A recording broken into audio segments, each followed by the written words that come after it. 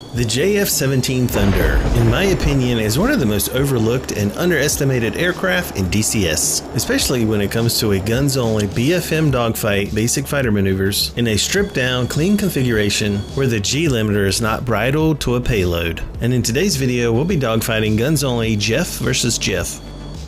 My name is Jeff. And when it comes to ranking the top guns-only BFM fighters, I believe the Jeff is not only overlooked but completely left out of the conversation. If we take a quick look at the fuel chart provided by Contact Light at DCS Dogfighters, this is going to give us a quick overview at a glance at where each fighter is going to rank in the maximum sustained and maximum instantaneous turn rate per the fuel state. And right off the bat, I would remove the MiG-15 from the ranking because it has no afterburner. I prioritize the rate fight over the instantaneous turn. And if we look at the maximum sustained turn rate, the Hornet is number 1. If we look at the instantaneous turn rate, the Hornet is number 3. And for that reason, I put the F-18 in the overall number 1 spot of top dogfighter. The Mirage is second in maximum sustained turn rate and in instantaneous turn rate, so it's easily in the number 2 position. Now this is where it gets a little blurry because I don't see a clear-cut winner for third place, as these 4 guys are all clustered together. I think the wild card is the Su-27 as it dominates in the 1 circle, but you can make an argument for the Thunder because it's in 3rd place in rate and 4th place in instantaneous turn. Now I'm not comfortable in putting the Thunder in 3rd place. I do put it in top 4, as the 15 and the 16 have better engines and thrust to weight ratio. They can take it into the vertical given it problems, but the JF-17 beats the F-16 in the rate and it dominates in the 1 circle, so I do put it ahead of the Viper. And it may be shocking to some as to why the F-16 is so far down the list, especially in the rate fight with no payload. Why? I don't know. I don't know. I don't know any more things. Those are all the things I know. Remember, these are just my opinions in a video game, so take what I say with a grain of salt. Now, getting back to the dogfight at hand, the enemy JF-17 is about 10 miles out, so we've got a little bit of time.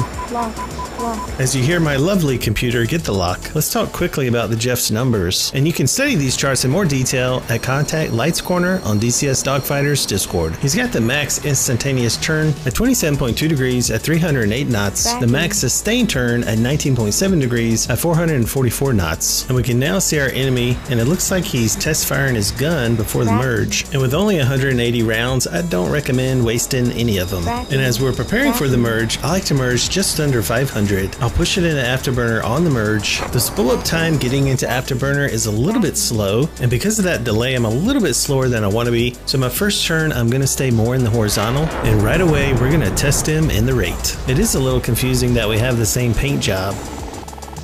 Now that clicky sound you're hearing, that is my G limiter. And I find I can hold max G's with the G limiter. Starting around 440, I can pull all the way down to 360. And because of the G limiter, it's almost like cruise control. I can't pull any more G's than the computer's gonna let me. But as long as I'm hearing that sound, I know I'm doing the best I can. And from my experience, the aircraft will not allow you to black out. So we've just re-merged, and I think I have more energy than he does. So I elected to take it more into the vertical, honestly expecting him to reverse. Hindsight, I should have stayed more in the horizontal, keeping it in the rate. I'm not too happy with my positioning because it's setting up a head-on. He goes under my nose and I can no longer see him, so I'm going to continue holding my turn, continuing to climb. I've got a lot more energy than he does, so I'm going to do a light pull, loop over the top, and when he's out of energy, I'll just drop in behind him. Now I wanted to point out the HUD because I prefer the gunsight mode LCOS. It's basically a straight line to the targeting circle, and see the flashing arrow pointing he's under my nose? You could align those 2 lines and take a blind shot, and while it's highly unlikely, I have hit that shot before. But a lot of lead is required. Which brings us to the elephant in the room, the gun. It is a 23mm twin barrel cannon, which is angled slightly down. The reason it's angled down, I don't think matters. I think the simple answer is that it's belly mounted, and that's why. But whatever the case, you're going to need a lot of lead compared to something like the F-14 Tomcat. And I believe that's why the JF-17 is oftentimes left out of the conversation as one of the top dogfighters when it comes to guns only. But I happen to think it works just fine. We'll watch him go down. I like to see if the pilot's going to make it out safely. And there he is. He made it. Do you see that line going down the middle of my canopy above my head? It reminds me a little bit of the explosive wire that's in the Harrier. I'll show you the ejection sequence so you can see it. So it's going to detonate first and blow the glass, and then I'll eject behind it.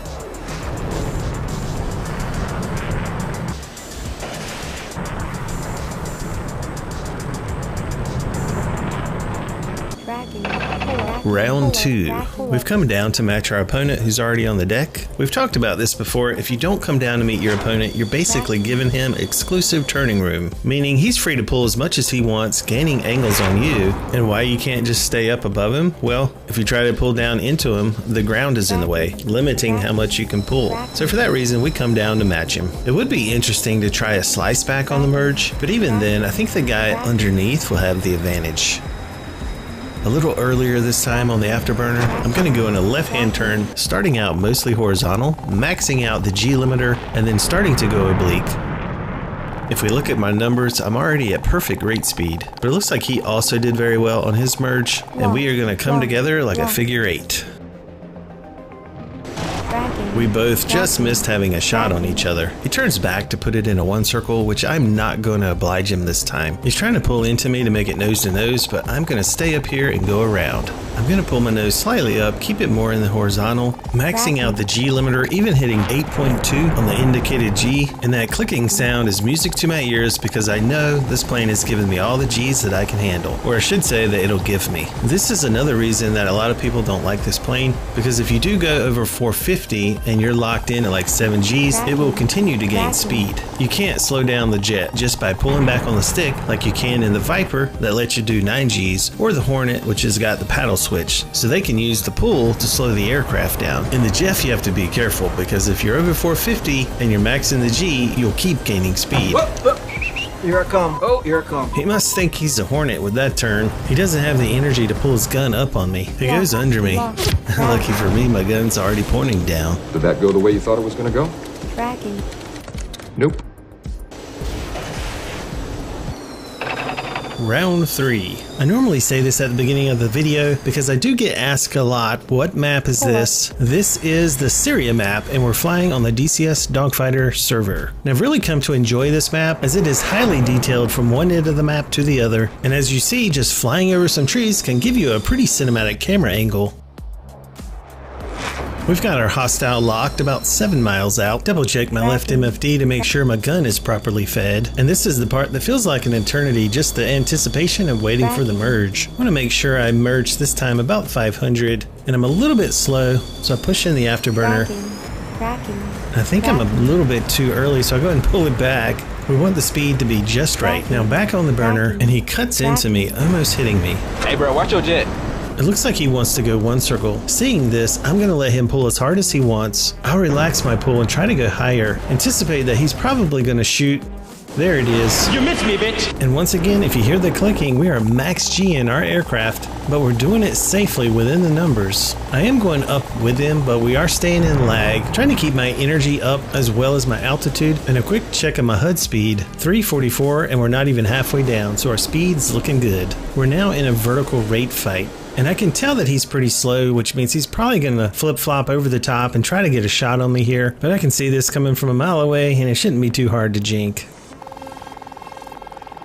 There it is. Super easy, barely an inconvenience. I know he's much slower than I am for taking that shot, so I'm going to pull lightly on the stick, go over the top, stay in lag. As I'm coming down, I don't go for the shot. I make sure to stay to the left of his gun, trying to stay as close to rate speed as I can. Look at this. Somebody come look at this. Look at this.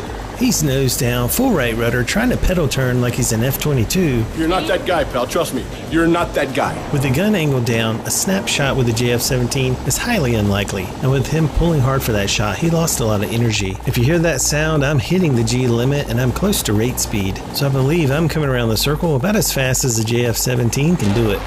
In fact, listen to those clicks. I have been max G in this Thunder for a while now. He's doing a good job of getting his speed back, but I'll just be patient. A quick check of the HUD and I'm at 407 knots at 8 Gs. Perfect. It looks like he's at the top of my circle, so I'll go ahead and try to pull him in. He's doing a good job of fighting me. He's put us in a slight downward spiral. A quick check of my HUD and I'm at 372, so I'm within the rate band. And this G limiter has been clicking the whole time from about 440 all the way down to 360. So I've been doing as many Gs as it'll give me. And I now have the lock, so I know we're winning. I have you now. 396 on the HUD. So if we stay right around 400 and we're constantly getting the G limiter clicks, we're max performing the Jeff. Let's just be patient and wait for the reverse. We know it's coming. He's doing a great job of nose countering me. I know he's trying to get the overshoot, but it took me so long to get back here. I will do whatever it takes and fly as slow as I have to stay behind him, even if that means lowering the flaps. I'm not leaving. I'm not leaving.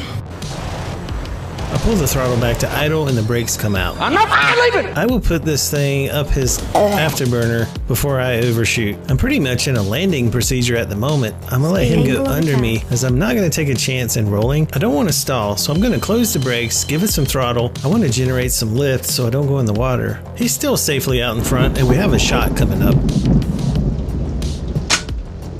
Misfire. My gun jammed. It looks like the water is gonna claim him. Hello, how are you? I am under the water. Please help me. By the way, the flaps are back up and we are out of here. It's the final countdown.